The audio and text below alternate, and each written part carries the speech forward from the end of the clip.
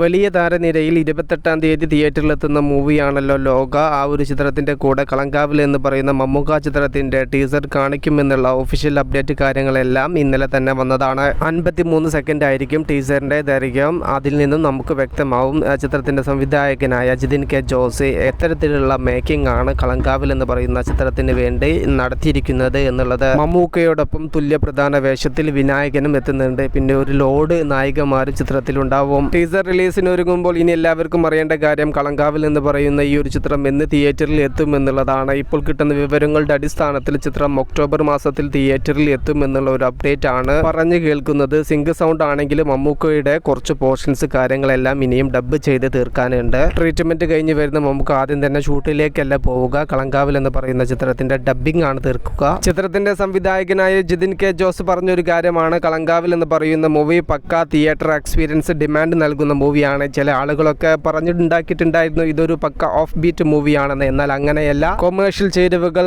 ചേർത്ത തിയേറ്ററിൽ ആർമാദിക്കാനുള്ള മമ്മൂക്കയുടെ പ്രകടനങ്ങൾ കൊണ്ട് സാക്ഷ്യം വഹിക്കാൻ പോകുന്ന മൂവി തന്നെയായിരിക്കും കളങ്കാവൽ. കാത്തിരിക്കുക സിനിമയുടെ കൂടുതൽ അപ്ഡേറ്റുകൾക്ക് വേണ്ടിയിട്ട്. മൂവി പ്ലസ് മീഡിയ, ഞാൻ ജിനു ജിനാസ്. പുതുസായിട്ട് ആരെങ്കിലും നമ്മുടെ ചാനൽ കാണുന്നവരുണ്ടെങ്കിൽ സബ്സ്ക്രൈബ് ചെയ്യുക, സപ്പോർട്ട് ചെയ്യുക. Okay, by.